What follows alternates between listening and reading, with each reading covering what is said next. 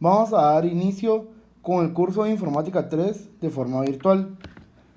Lo que nos toca ver en esta semana es la unidad número 6 que habla sobre gramáticas. Para recordar un poco anteriormente, definimos un lenguaje como un conjunto de cuerdas formadas a partir de un alfabeto dado. Sin embargo, esta definición es excesivamente amplia y está lejos de constituir un mecanismo para generar o describir lenguajes en forma precisa y concisa. ¿Qué es lo que sucede? Si el lenguaje posee un número de cuerdas pequeño, existe la posibilidad de describirlo mediante una simple enumeración de todas las cuerdas que lo constituyen. Por ejemplo, como cuando realizamos nuestra expresión regulares, nuestro AFDs o AFNs. Nos damos cuenta de que la cantidad máxima de alfabeto que utilizamos es ABC. Entonces quiere decir que son solo 3. Pero ¿cuál es el problema? El enfoque que utilizamos no resulta viable si el número de cuerdas en él es grande o peor aún, infinito. En esos casos se necesita una forma más útil para describir el lenguaje. Hasta el momento solamente se ha utilizado la teoría de conjuntos para manipular lenguajes. Por ejemplo, las operaciones como la unión y como la concatenación. Eso permite construir nuevos lenguajes en forma sistemática a partir de casos muy sencillos. Pero ¿qué sucede si el problema se vuelve mucho más grande? Existe un método matemático formal para generar lenguajes basado en el concepto de gramáticas y sus reglas de producción. El enfoque es totalmente general y de hecho puede ser utilizado para generar visualmente cualquier tipo de lenguaje en el contexto de la teoría de computación, en particular en la teoría de máquinas y de lenguajes. Consideremos el siguiente mecanismo. Yo le doy la siguiente gramática, esa va a ser la estructura que siempre va a tener. Y sin mayor explicación, yo les digo, consideremos ese un símbolo inicial, que es lo que tenemos aquí, y veamos la siguiente derivación. Entonces lo que nos referimos con eso es ver cuáles son los caminos posibles que de esta forma podemos ir tomando, o sea, de ir haciendo asignaciones. Ahora yo les pregunto, ¿qué lenguaje es aceptado por la siguiente gramática? Entonces, ¿qué se nos puede ocurrir hacer? Lo que queremos buscar es qué caminos podemos tomar. Entonces, ¿cuál puede ser la forma más sencilla de hacer esto? Ir haciendo pruebas. Entonces yo sé que si tengo S, si yo tomo el camino 1, ¿qué puedo hacer? Ese toma el camino de A a B. Pero yo sé que con la A puedo tomar dos caminos. Veamos cuáles son los dos caminos que puedo tomar. Uno puede ser, si yo tomo la segunda instrucción, que me lleve A, B, haciendo el cambio por la parte interna de la A mayúscula.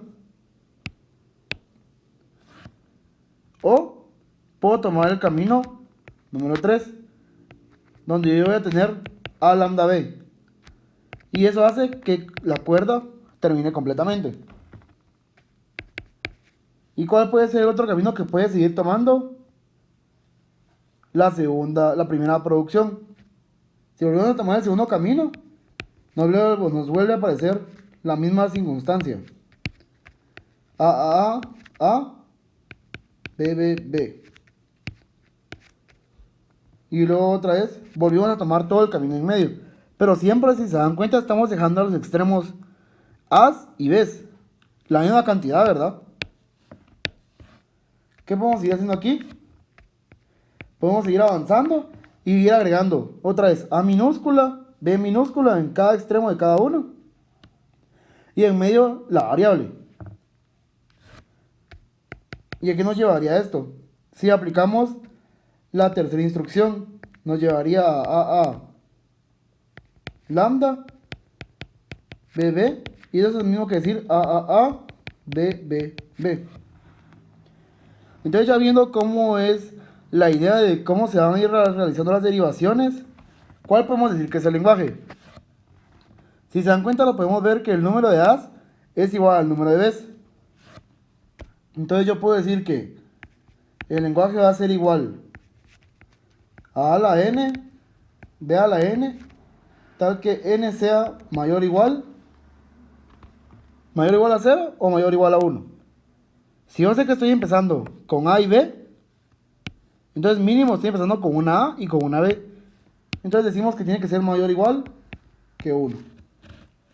¿Qué conclusiones podemos obtener a partir de esta gramática que acabamos de realizar?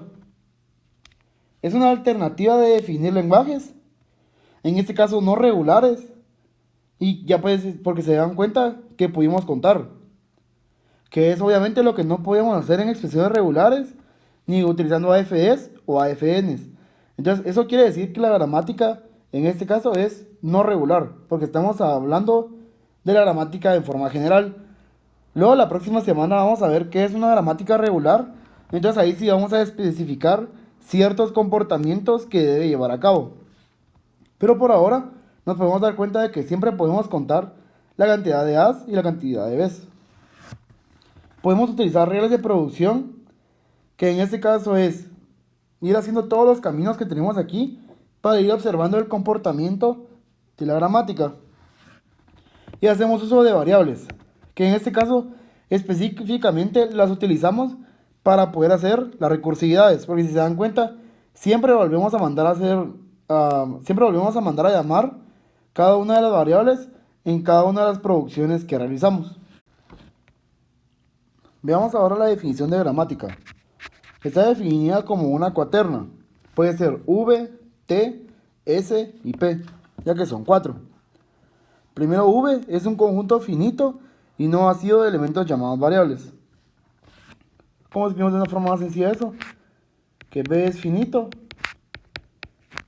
y B no puede ser vacío. Luego los terminales es un conjunto finito y no vacío de elementos llamados símbolos terminales. Entonces tú vas a hacer los símbolos terminales.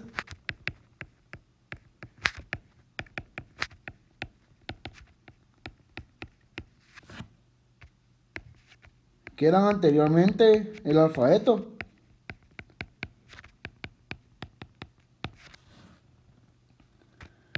Y excluimos que T es finito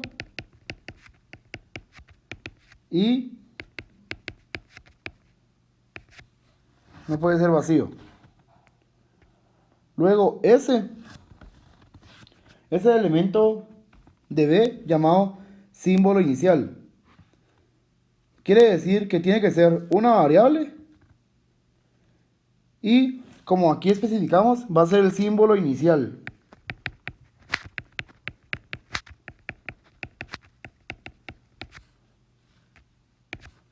Muy bien.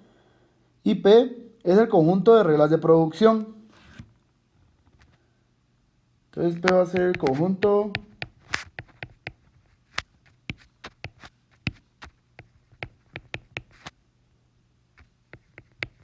de reglas de producción.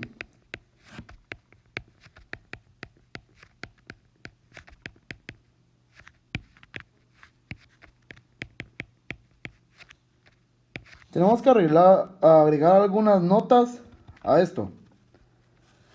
Veamos. Primero,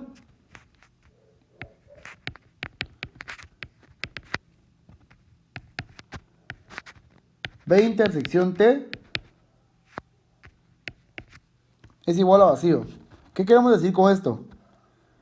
Eso significa que no hay elementos repetidos entre variables y símbolos terminales.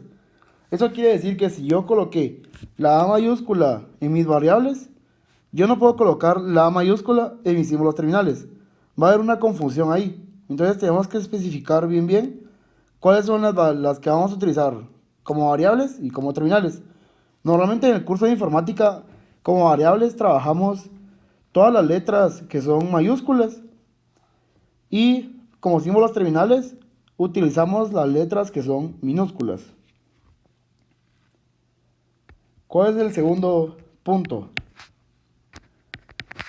Que P es una relación. Recordemos que era una relación. Eso significa que no es función.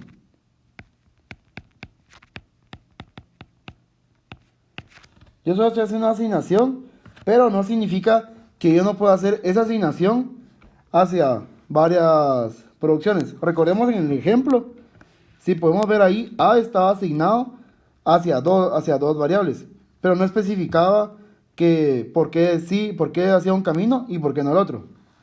Esto quiere decir que yo puedo asignar cualquier variable y poder tener cualquier imagen.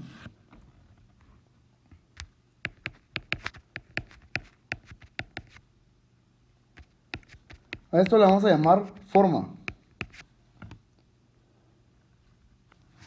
Y en la última nota definimos qué son las reglas de producción.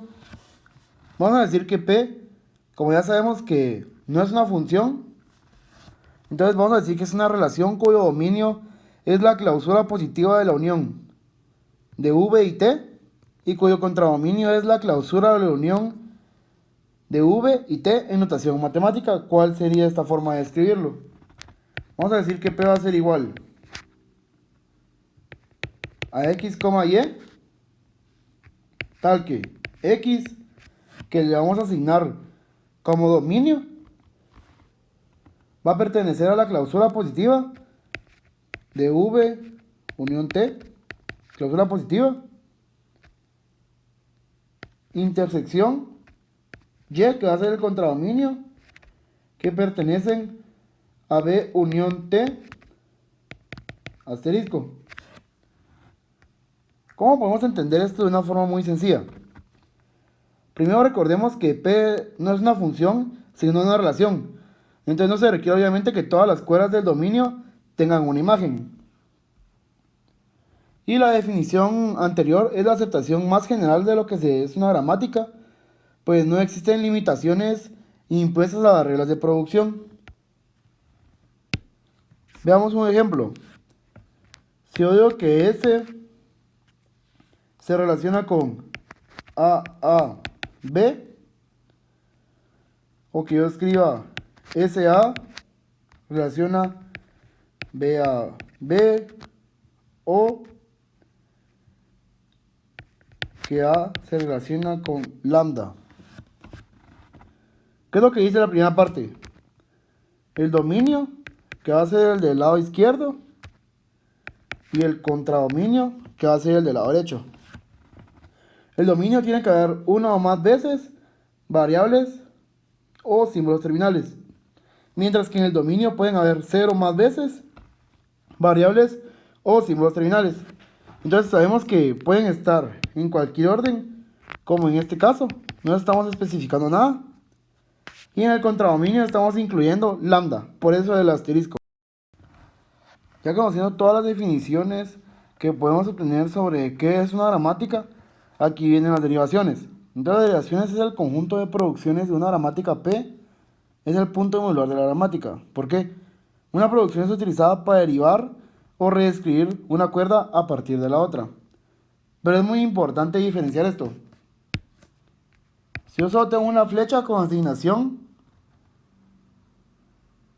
esta está dada como una regla de producción.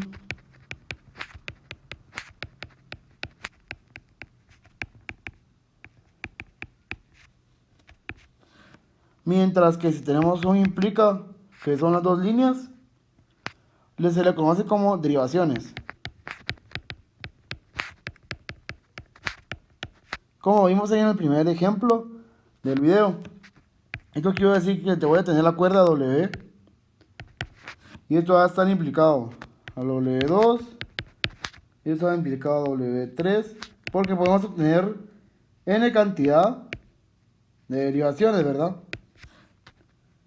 Eso quiere decir que W1 implica a W asterisco la N. Esa es una de las notas que debemos conocer. ¿Cuál debería ser la otra? Si tenemos al menos un paso,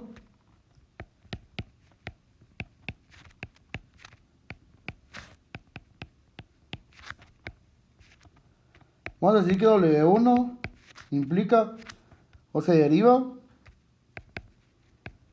a W la N más. La otra posible es, si W contiene variables, se le llama cuerda sentencial. Si W contiene variables, le vamos a llamar cuerda sentencial.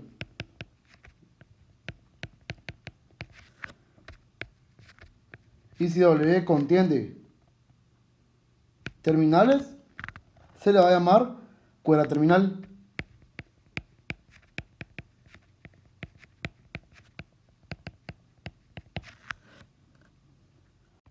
Veamos un ejemplo.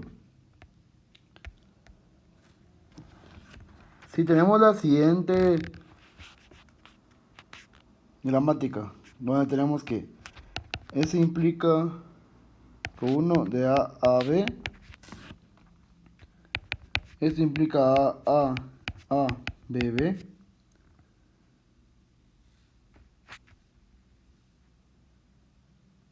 Son la regla 2, la regla 3. Retomando el ejercicio que hicimos al inicio. Y esto implica A, B, B. Entonces, ¿cómo le podemos poner el nombre a todo? Dijimos que cuerdas sentencial van a ser aquellas que contienen variables y cuerdas terminales las que únicamente tengan símbolos terminales. Entonces yo sé que esa que está aquí va a ser una cuerda terminal. La que está aquí va a ser una cuerda sentencial. Y la que tenemos por aquí va a ser una cuerda terminal. ¿Correcto? Ahora bien, lo que queremos ver es cuál va a ser el lenguaje aceptado por una gramática. Entonces, el lenguaje aceptado por una gramática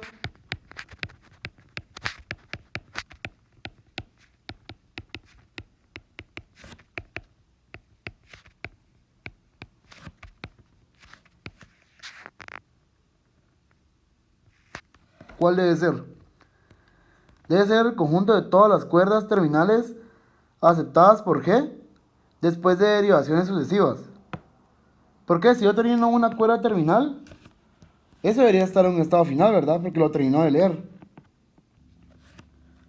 La definición estaría dada de tal forma donde decimos que L de G va a ser igual a W que pertenece a T de estrella, siendo T los símbolos terminales, tal que S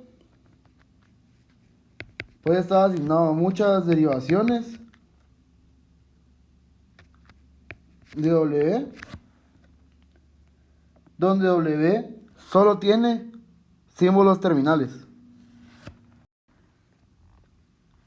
Por último,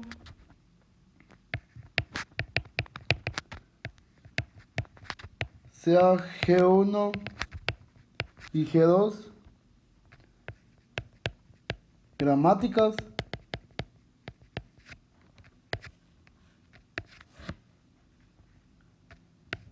G1 es equivalente